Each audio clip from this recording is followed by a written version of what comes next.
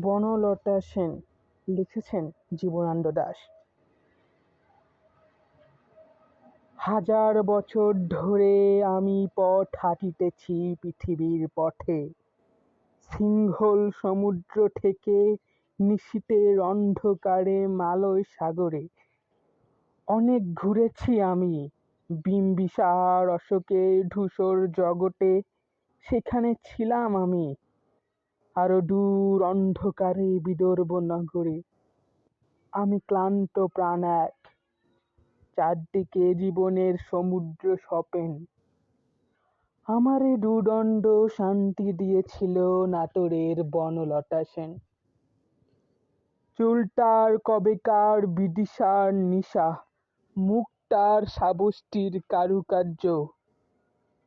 অতি দূর সমুদ্রের পর হাল ভেঙ্গে যে নাবিক হারিয়েছে দিশা, সবুজ ঘাসের দেশে যখন সে চোখে দেখে দারুচিনি দ্বীপের ভেতর, তেমনি দেখেছি তারে অন্ধকারে।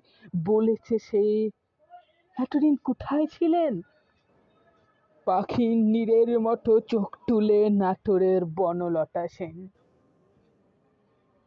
সমস্ত দিনের শেষে শিশিরের শব্দের মতন সন্ধ্যা আসে।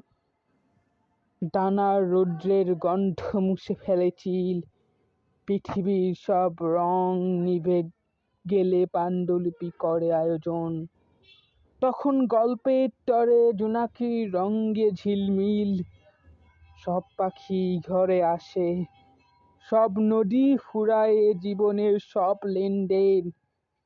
থাকে শুধু অন্ধকার, মুখোমুখি বসিবার বনলতা সেন।